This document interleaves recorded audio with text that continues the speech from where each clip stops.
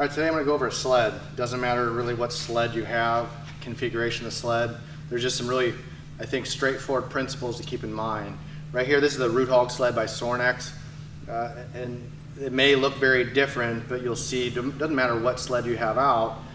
You know, we got to have the right hand position. Having the right hand position is going to then work downstream to like what is the position my shoulders need to be in, right? And that's going to affect the spine, hips, and foot, and all that sort of stuff. So what I'm going to do is I'm going to show you how some different hand positions, high and low, on a sled, what that might look like, and then I'm going to go into a pulling position, and you'll see the similarities. But so first, kind of as I'm standing this way, let's imagine I'm pushing it this way. So in context to me running, right? If I'm running or sprinting, what I don't want to be is be in this shrugged position. So that's one big rule is I don't want to be in a shrugged position when I'm pushing a sled. Okay? So you see a lot of people in this shrugged position as they're regardless of their hand position. Okay? So what I want to think is, right, pull my lats, engage my lats down. Okay? And the reason also I want to do that, just from a running position, if I'm in a shrugged position, I know I'm going to get it. So from this position, if I'm in a shrugged position and I go lift my hips will sway. So if my lats are down, right, then I can drive into the ground and I can raise this hip, okay, raise this leg with full hip flexion, okay? So that's what we're trying to do is you also often see the weight of the sled being so light or so heavy, okay?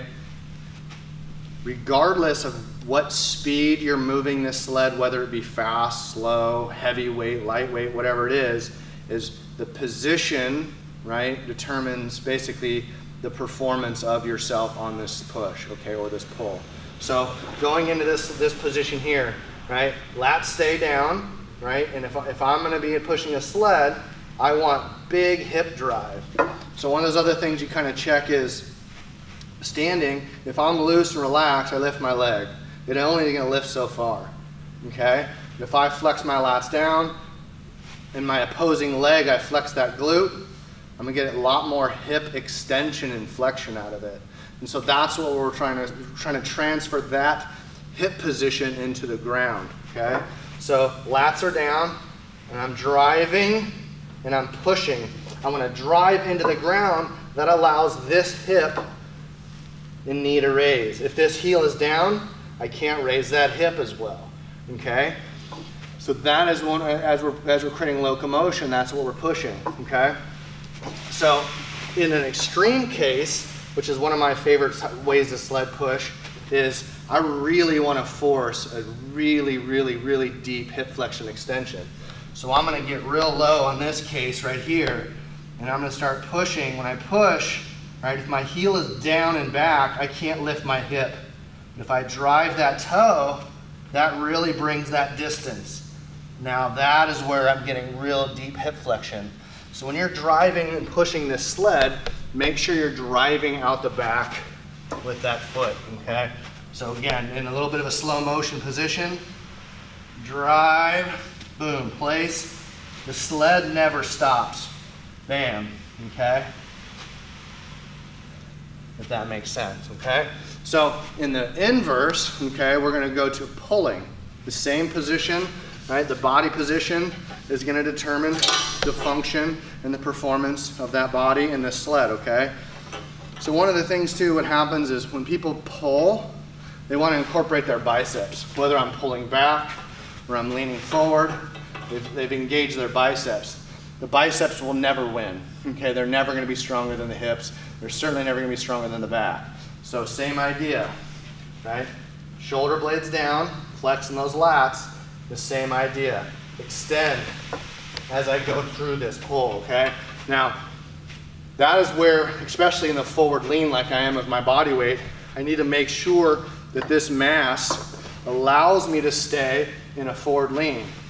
What we're duplicating is think about coming out of the starting blocks on a track and field event, like a short track, like 100 meters, 200, even 4. I'm down in this position like this, and those first couple steps, those first 3 to 6 steps, that's essentially what we're trying to duplicate with the sled, okay? I'm not duplicating this with the sled.